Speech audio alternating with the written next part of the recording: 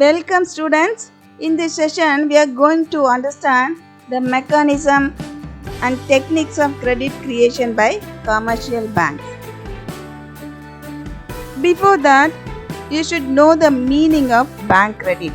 What is bank credit? Bank credit refers to bank loans and advances.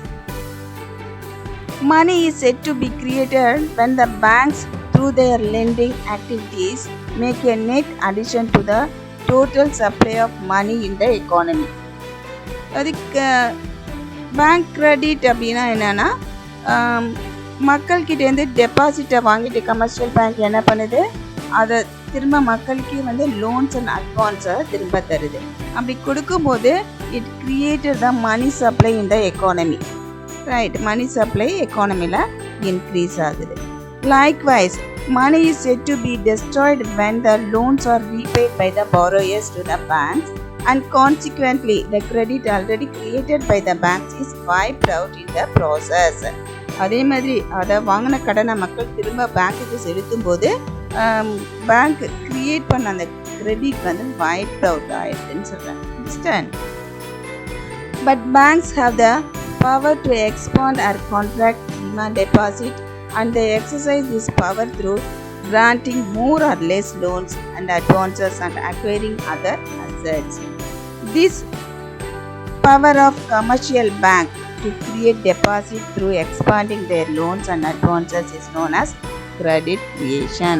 Credit creation என்னன்னா commercial bankக்கு அதோட through their lending activities மூலமாக டெபாசிட்டை expand பண்ணவோ அல்லது contract பண்ணவோ முடியும்.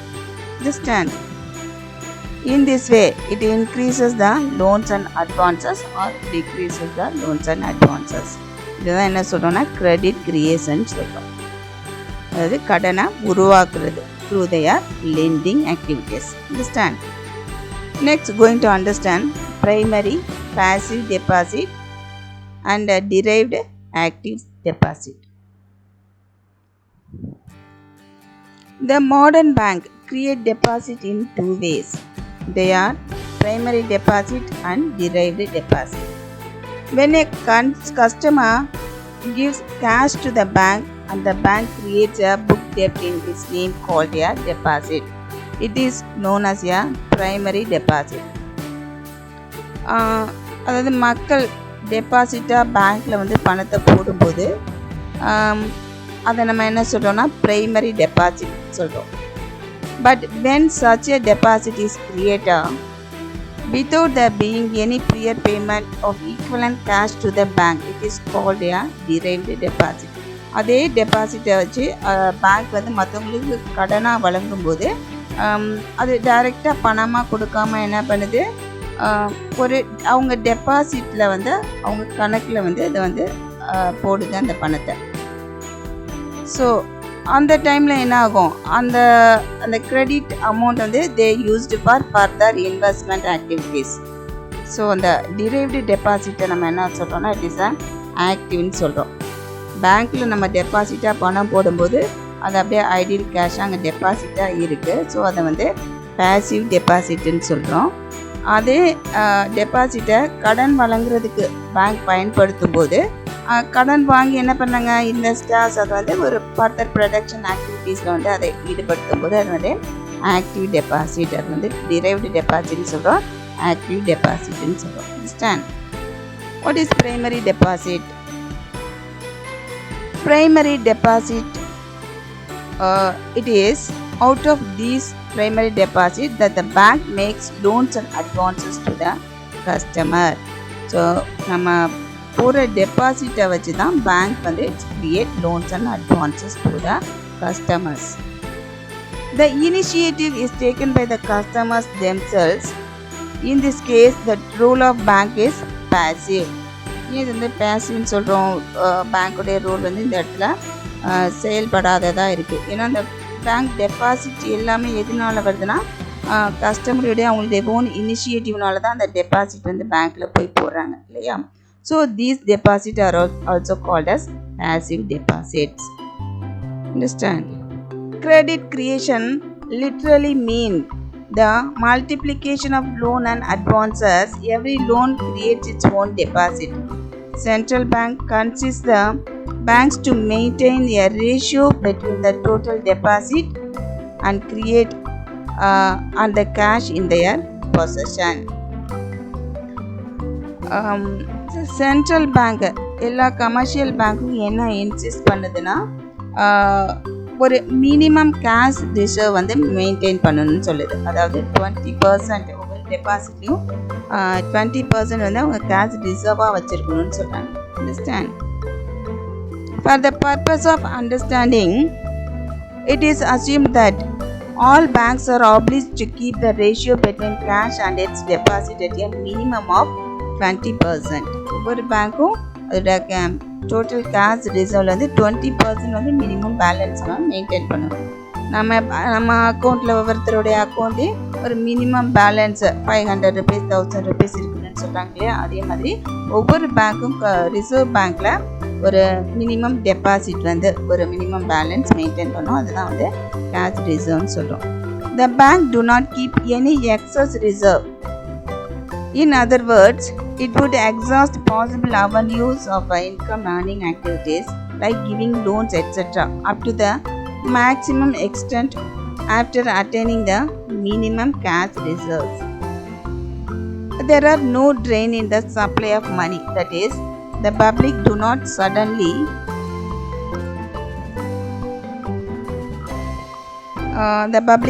suddenly want to hold more idle currency or withdraw from the time deposit.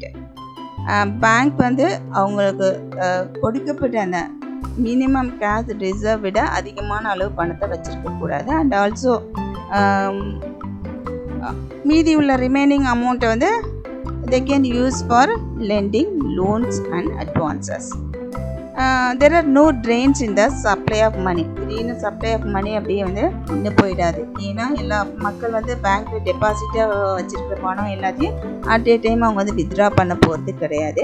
And also people வந்து deposit பண்ணாமல் ஒரு ஐடில் கேஷ் அப்படியே எல்லாமே கையிலே வச்சுருக்க போகிறதும் இல்லை. ஸோ அதனால் மணி சப்ளை எக்கானமியில் இருந்துகிட்டே தான் இருக்கும்.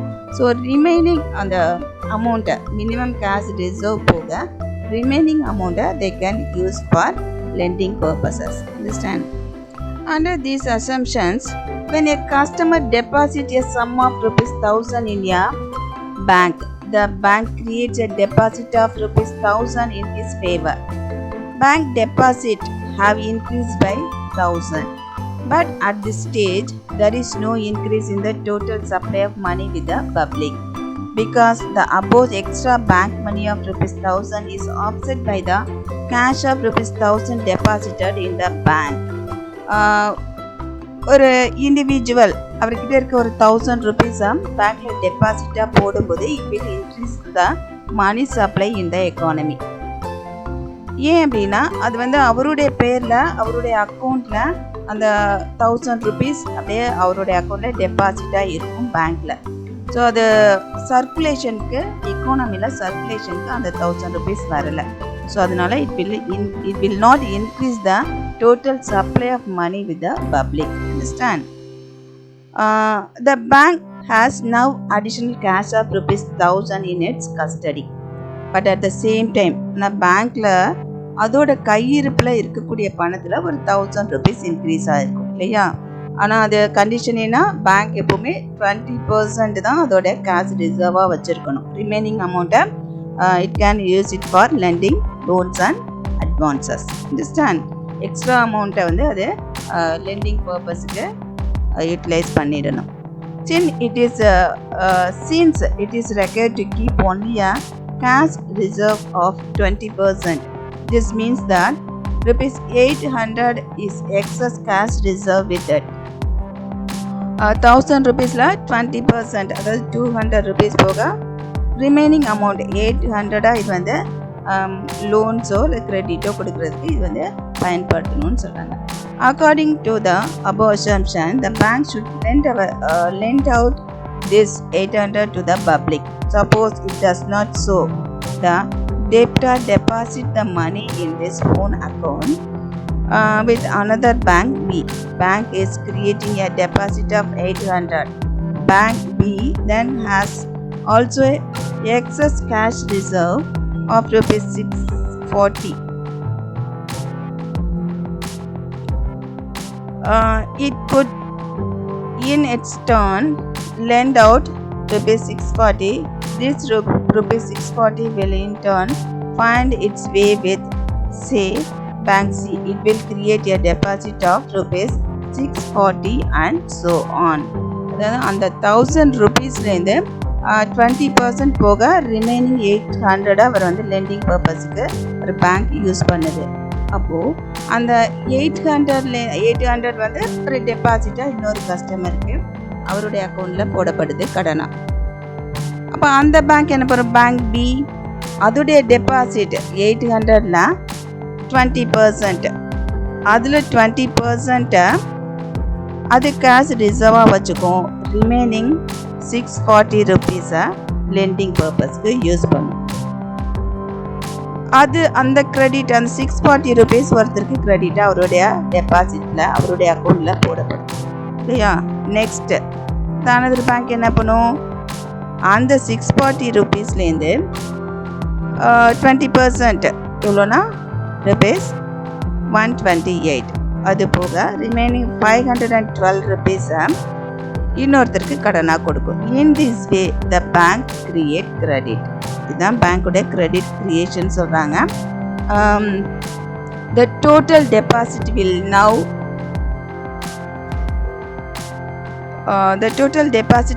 grow into rupees 1000 plus 800 plus 640 plus till ultimately the excess cash reserve peters out. It can be shown that when that stage is reached, the total of the above will be 5000. This is the working of money multiplier is equal to 1 by 20%. That is 1 by 20, 1 divided by 20 multiplied by 100 is equal to 5. Credit creation is 1000 multiplied by 5 is equal to rupees 5000.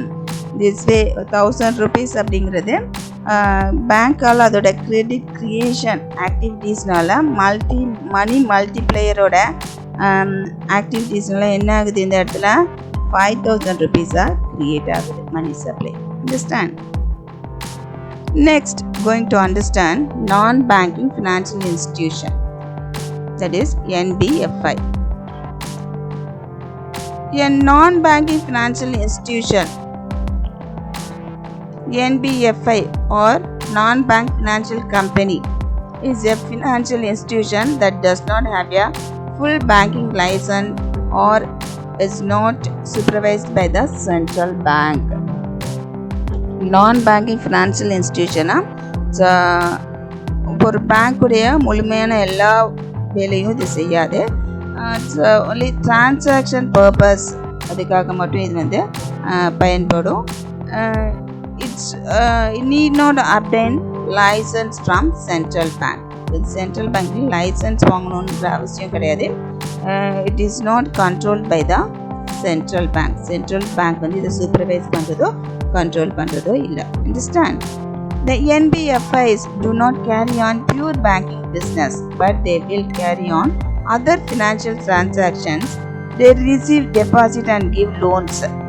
They mobilize people's saving and use the funds to finance expenses on investment activities. In short, they are institutions which undertake borrowing and lending. They operate in both the money and the capital markets. The classification of NBFIs are as follows. Stock exchange and other financial institutions. Under the later category comes finance companies, finance corporations, chit funds, building societies, issue houses, investment trusts, and unit trusts and insurance companies.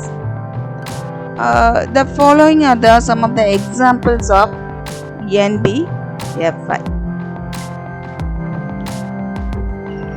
The Unit Trust of India, Life Insurance Corporation, is LIC, and General Insurance Corporation GIC are the example for non-banking financial institutions. Next, going to understand about the central bank.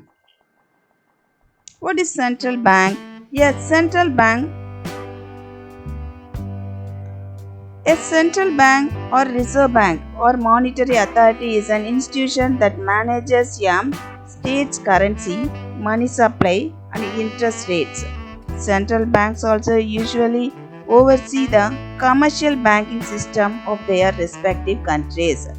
Central bank அப்படின்னா அதாவது எல்லா பேங்க்குக்கும் ஒரு leader மாதிரி. It's apex institution. It supervises and manages the commercial banking system. Understand? It has the monopoly power to issue currency note and control the money supply. Understand?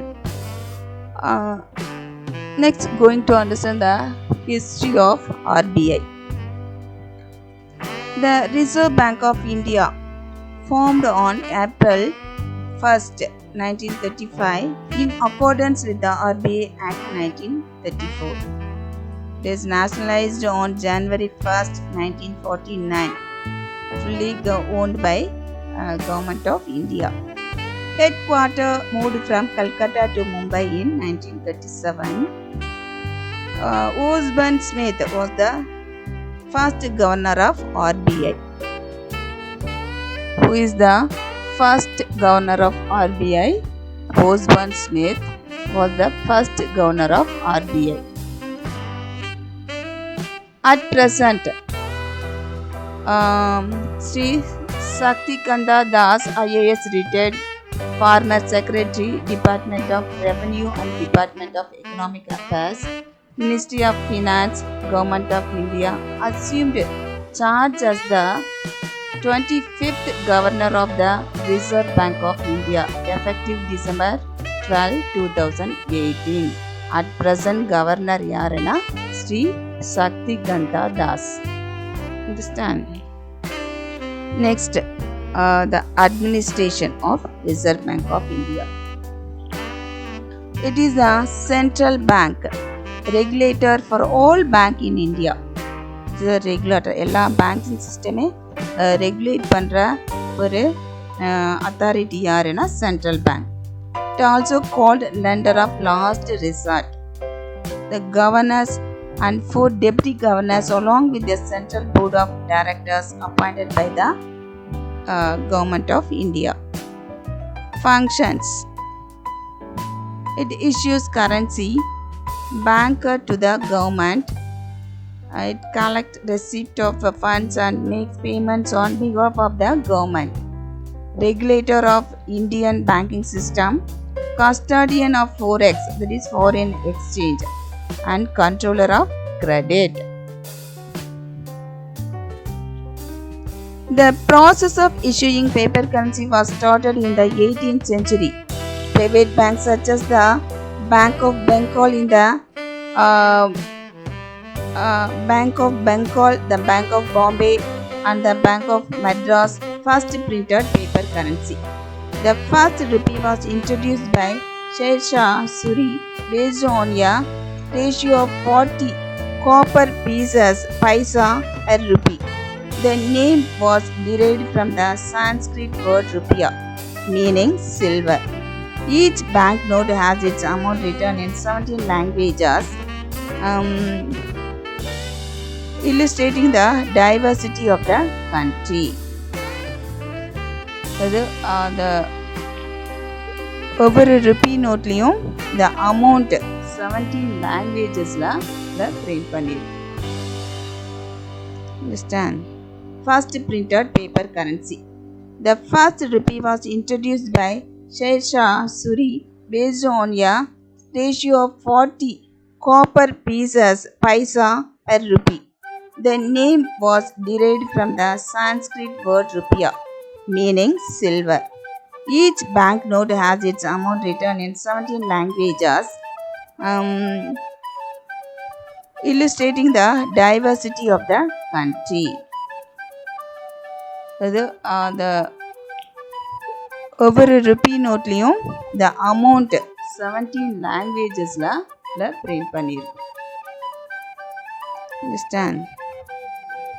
I hope that you all understand about mechanism, techniques of credit creation by commercial banks, non-banking financial institutions, and the history of Reserve Bank of India.